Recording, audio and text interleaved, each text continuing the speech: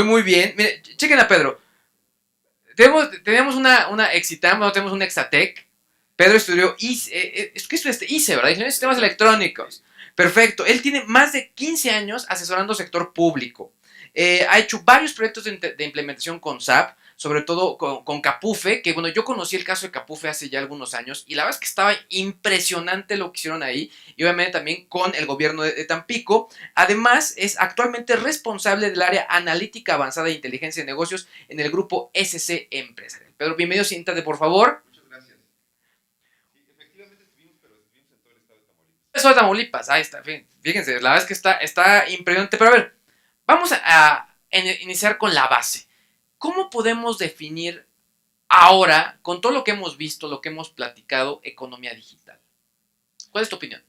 No, no, sin duda ahorita el sector público o la entidad que no se migra a una operación digital, pues verdaderamente estamos fuera de era, ¿no? Los retos que tiene todo el sector público para poder atender las demandas de los ciudadanos no se pueden trabajar en papel, sin duda. Y bueno, hay ya reglamentación que nos están estableciendo, pues como es la contabilidad gubernamental, ¿no? Que impulsa precisamente el uso de los sistemas integrales, las contabilidades electrónicas, y toda la nueva era en que estamos, en donde lo que buscamos es atender mucho más rápido a los ciudadanos y entenderlo muy bien desde cómo se está comportando en los medios sociales, ¿no? Ahora, yo les decía, ¿no? Que como, por ejemplo, yo inicié y hablábamos nosotros en la comunicación de blogs, después redes sociales, después ya video, o sea, todo se está transformando rápidamente. Pero desde el sector público, ¿cómo abordar la transformación digital? Pues la verdad es que no es nada fácil, y yo creo que todas estas nuevas tecnologías son un reto para las entidades gubernamentales. Creo que todavía tenemos que voltear a ver las bases, cómo controlo el presupuesto, cómo llevo la contabilidad, cómo me acerco al ciudadano.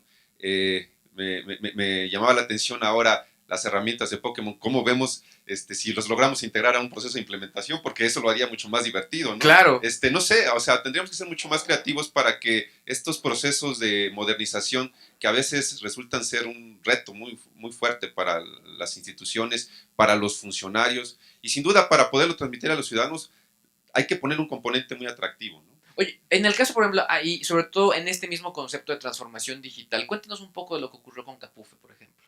Mira, el caso de Capufe fue un proceso de modernización administrativa, ¿no? En ese caso teníamos cerca de 15 centros de operación en el país, y lo que buscábamos era que toda la parte de los controles administrativos, desde procesos de compras, controles presupuestales, lográramos integrar hacia el corporativo que está en Cuernavaca. Ahí quedó todavía una oportunidad muy grande para integrar los procesos de ingresos en cuanto a los temas de peaje, porque hay soluciones para ello, ¿no? Sin embargo, donde veo mucho más interesante los beneficios es el caso Tamaulipas. ¿Qué pasó ahí? Tamaulipas fue un proyecto verdaderamente de modernización A ver, total. cuéntanos, ¿qué encontraste? ¿Qué te pidieron? ¿Y cuáles fueron los resultados que El obtuvieron? gobierno del estado ya tenía SAP, tenía cerca de 6, 7 años trabajando ya con una herramienta. Era un sistema financiero, es decir, había 150 usuarios que llevaban el control.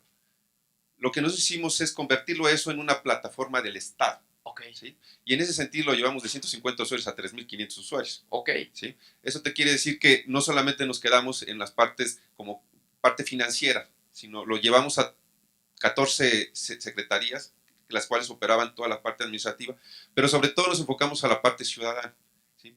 La activación de un CRM, lo cual nos permitió crear una plataforma. Nosotros buscábamos una plataforma única. Claro. ¿Sí? Y en ese sentido generar una base de datos de ciudadanos únicos. Es Okay. decir, no debe haber un Pedro González, ni un Pedro A. González, ni un Pedro Antonio González, sino es con el CURP empezábamos a identificar. La verdad es que tampoco es fácil porque los procesos de limpieza de datos y el mantenimiento pues, se convirtió en un reto, pero eso nos permitió tener las bases para poder integrar todo el tema de acercamiento al ciudadano y en ese sentido poder tener un análisis 360 grados, es decir, podíamos dar beneficios, pero al mismo tiempo exigirle al ciudadano. Cuéntanos un poco, por ejemplo, de qué información obtenían y cómo se traducía en beneficios, por ejemplo. Lo que se hizo fue generar herramientas, plataformas para poder identificar el levantamiento social de los ciudadanos, ¿no? Las características de cómo vive, los ingresos, el número de habitantes, o sea, todo su perfil. Y a partir del perfil entonces pusieron reglas para poder otorgar los apoyos. En este sentido ya los apoyos ya nos permitieron tener una integración de las distintas entidades que dan apoyos, ¿no? Desde educación, salud, el DIF, ¿no? La parte del ejecutivo, todo el tema de becas que se da. Ya no duplicábamos información, nos permitió tener la visión de que si un ciudadano iba hacia un lugar a pedir un apoyo, pues a la otra entidad o la otra organismo se daba cuenta de cómo se le había dado, ¿no? O sea, se podía tener como una especie de empatía con el ciudadano. Se podía entender cómo es que se le había estado teniendo su historia y al mismo tiempo poderle apoyar de manera mucho más precisa. No sé, como una especie de historial médico, ¿no? Compartido, algo así, ¿no? Bueno, por ahí íbamos y plantamos las bases para que pudiéramos ir a lo que es el expediente clínico electrónico. Ah, ok. No llegamos. Lamentablemente, pero ahí está el camino. En ese sentido, lo que sí logramos fue integrar cerca de 40 unidades de salud en un solo sistema administrativo, lo cual en un estado pues se convirtió en un beneficio enorme. No imaginarás a la parte administrativa central que se encargaba de distribuir presupuesto y controlar el gasto, que cuando logramos hacer esta integración, pasó el tercer mes del año y dijo, ¿cómo que mi presupuesto está al 90%? No, pues sí está al 90%. Oye, pero si cada año hemos venido operando de esta manera, es que no te dabas cuenta que te venías gastando el presupuesto y que te venías comprometiendo presupuestos, y hablar de Seguro Popular, que de alguna manera estaba el apoyo muy fuerte para esto, venían perdiendo el control. En el momento que pudieron meter todos los componentes de todos los hospitales, de todos los procesos de inventarios, de todos los gastos que se estaban efectuando, pues lograron tener una visión clara del estatus verdadero que tenían financieramente. Hablando en términos de beneficios, tú lo has mencionado, creo que una frase común en el sector público es veníamos trabajando de esta manera o el gobierno anterior venía trabajando de esta manera.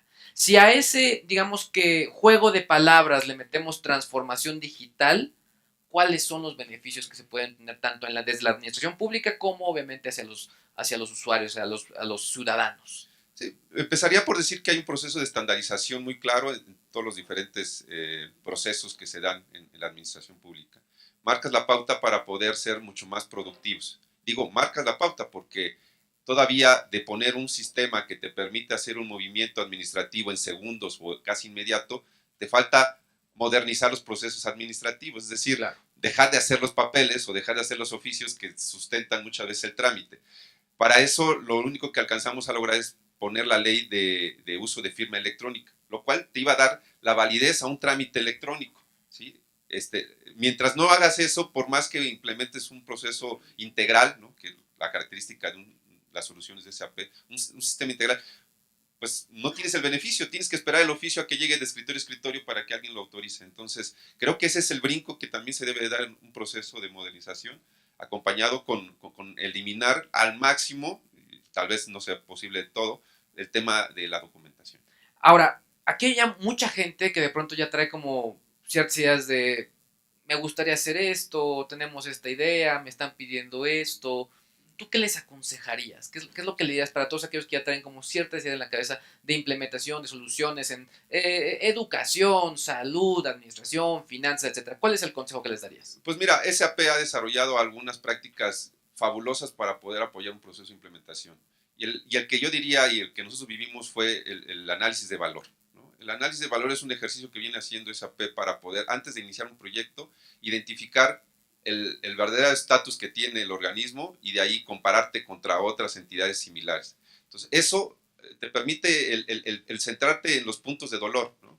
Se hace un muy buen diagnóstico en cuanto a una serie de cuestionarios que se tienen, el poder recorrer las entidades, las áreas y los usuarios mismos vacían esa información. Entonces, cuando les dices, mira, esta es la radiografía y esto es lo que tú estás reflejando, es mucho más fácil subirlos a un proceso de implementación que, como decía Paloma, no son nada fáciles, ¿no? Son dolorosos. Pero ya desde ahí marcas la pauta de que te estás centrando a la parte importante de que el proyecto le está dando un valor, que le está dando un beneficio cuantificable y a veces no cuantificable, y eso permite un arranque mucho más suave, ¿no? Pedro, tengo una última pregunta, es muy importante. ¿Estás listo? ¿Listo? ¿Ya tienes Pokémon? No. ¿Qué pasó? Tenemos un reconocimiento para ti, Pedro. Guillermo, por favor.